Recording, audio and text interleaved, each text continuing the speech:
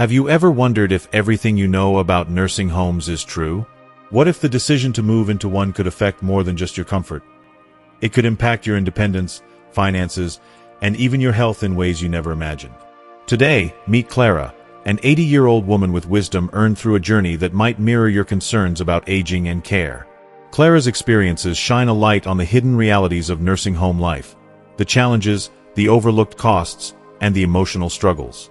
Stay with us until the end, as Clara not only uncovers these truths but also shares empowering alternatives that could change how you think about your future or that of a loved one. Her insights might just save you from making a life-altering decision without knowing the full picture. You won't want to miss her inspiring story and the solutions that could transform your perspective. Before we begin, I would appreciate it if you like this video. You can help me continue to spread the old age lesson. If you haven't subscribed yet, I recommend you subscribe and turn on the bell so you don't miss any videos.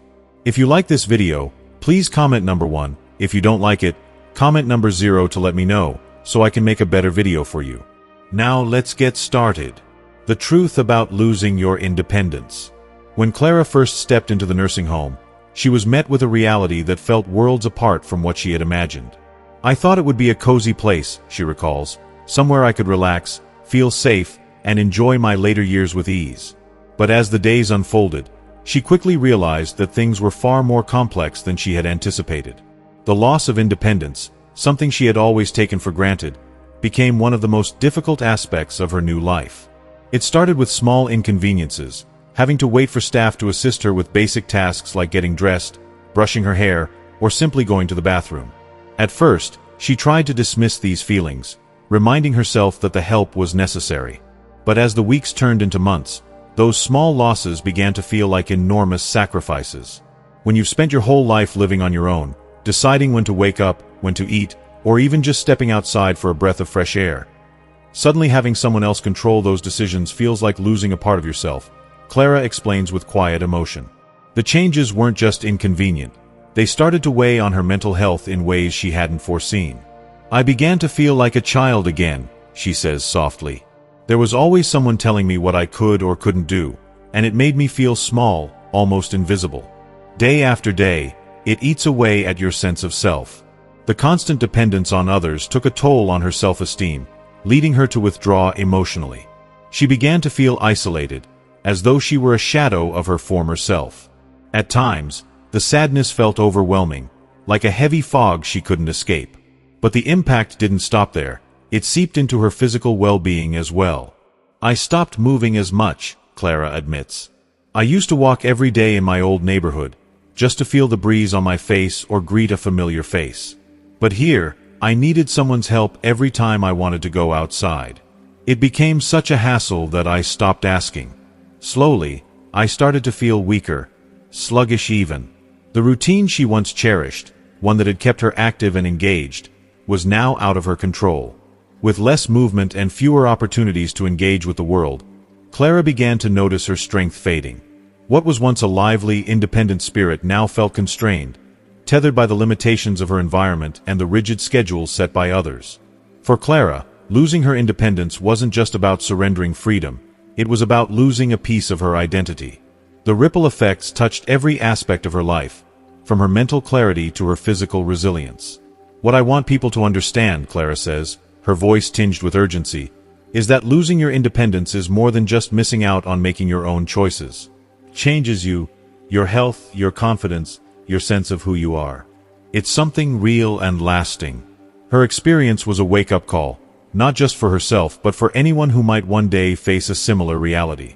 Clara's story is a reminder of how vital it is to preserve as much autonomy as possible, no matter your age or circumstances. It's not just about independence. It's about dignity, well-being, and the ability to live life on your terms. If you are still watching this video and finding these lessons useful, please comment number 1 below to let me know that you are still watching this video with me. Thank you for your valuable time. The real cost of nursing home care. Clara knows better than most that the financial and emotional strain of nursing home care is a reality few families openly discuss. Yet, it's one of the most daunting challenges many face as they navigate care for their loved ones. "When I first arrived, I thought the cost would be simple. A fixed monthly fee," Clara recalls with a sigh. But that illusion quickly faded. I discovered that the real cost of nursing home care is far from straightforward. Nursing homes often advertise a base price, but as Clara soon learned, hidden fees are lurking beneath the surface. There are charges for everything, she explains. Extra help with mobility, medication management, specialized care, even therapy sessions. They all come with separate price tags.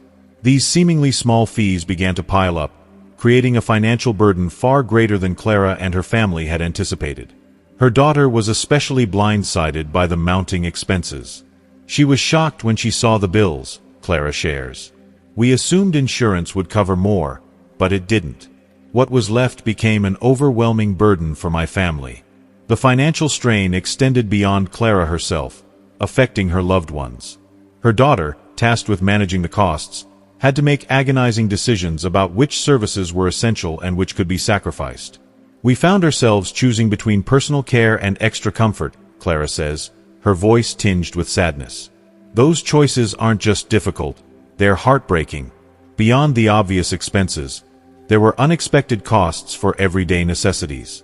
My daughter had to cover things like clothing, toiletries, and even transportation when she came to visit me, Clara remembers. These overlooked expenses added up quickly, further stressing her family's already strained finances. The emotional toll was just as heavy. Clara describes the worry and guilt that came with knowing her care was stretching her family's resources thin. It's not just money, it's the emotional weight of it all, she says. You feel helpless knowing your family is sacrificing so much to support you. The impact of caregiver shortages. As if the financial burden weren't enough, Clara also faced the challenges posed by a growing caregiver shortage, a problem affecting nursing homes nationwide. This staffing crisis has a profound impact on the quality of care residents receive. There were days when I had to wait hours for help, Clara recalls. Whether it was getting out of bed or using the bathroom, the delays made me feel invisible, like I was just one more name on a long list. With staff stretched thin, personalized attention became a luxury many residents, including Clara, couldn't rely on. The consequences were significant. Clara remembers a particularly harrowing day when, after waiting too long for assistance, she tried to move on her own and ended up injuring herself. It wasn't anyone's fault, she says, acknowledging the impossible workload caregivers faced. But the shortage isn't just inconvenient, it's dangerous.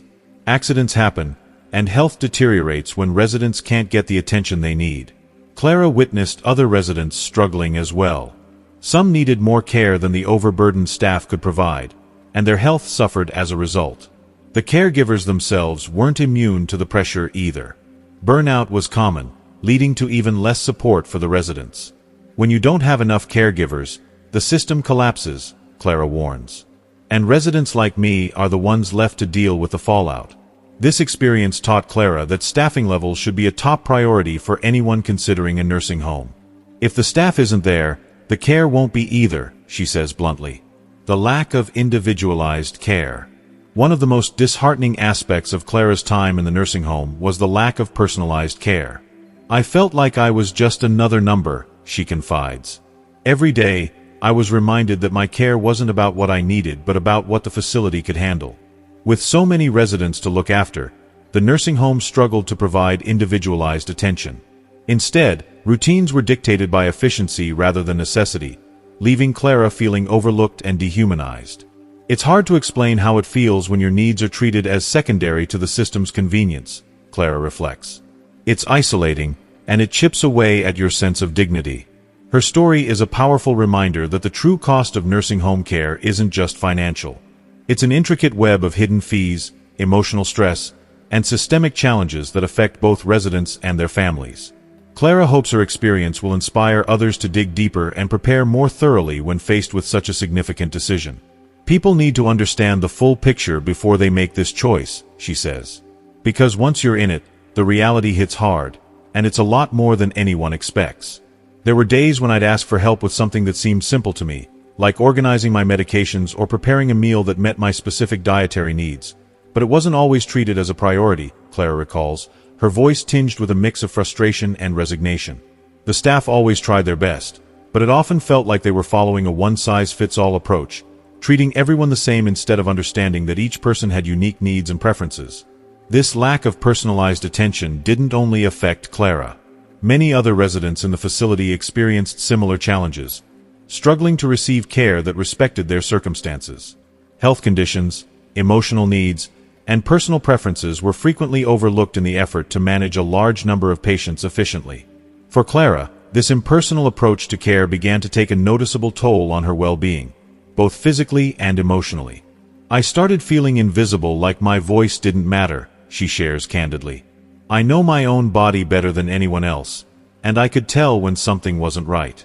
But when my concerns and requests weren't being addressed properly, it made me feel worse, not just physically, but mentally, too. It wasn't just about receiving the right medications or treatments. It was about feeling heard, seen, and valued as an individual." If you are still watching this video and finding these lessons useful, please comment number 2 below to let me know that you are still watching this video with me. Thank you for your valuable time. The impact of this neglect became more apparent as Clara's health began to decline. She wasn't receiving the tailored care she needed to manage her specific medical conditions, such as timely adjustments to her medication regimen or access to physical therapy sessions that could have helped her regain strength and mobility. Over time, the lack of specialized attention left her feeling more vulnerable and helpless. Clara's story serves as a powerful reminder of the critical importance of individualized care, especially in environments like nursing homes where the needs of residents can vary so widely. "Everyone deserves to feel like they matter," she says with conviction. "When you're in a facility like that, it's essential that they see you as a whole person, not just another patient to be processed through the system." Without this kind of personalized approach, Clara emphasizes, it's all too easy for residents to feel neglected and overlooked, which can have serious and lasting consequences for their health and quality of life. For anyone considering moving into a nursing home, Clara offers heartfelt advice. Take the time to understand how they approach care.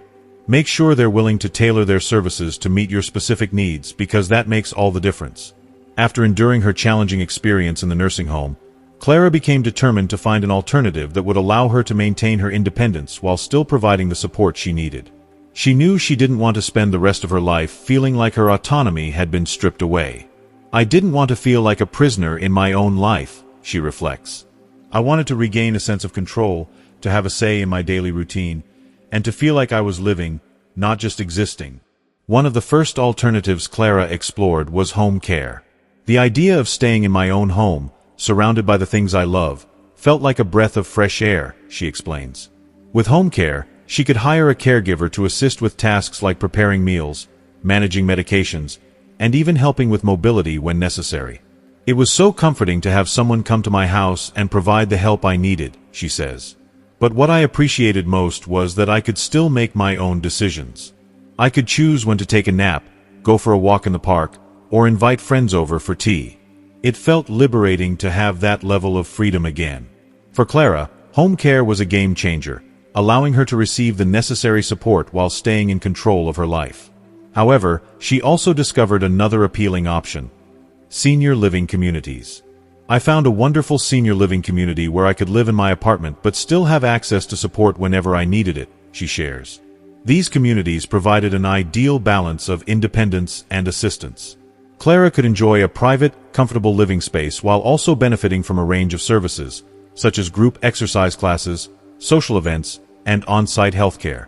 "It wasn't like a nursing home at all," she says with a smile. "It felt like being part of a vibrant community.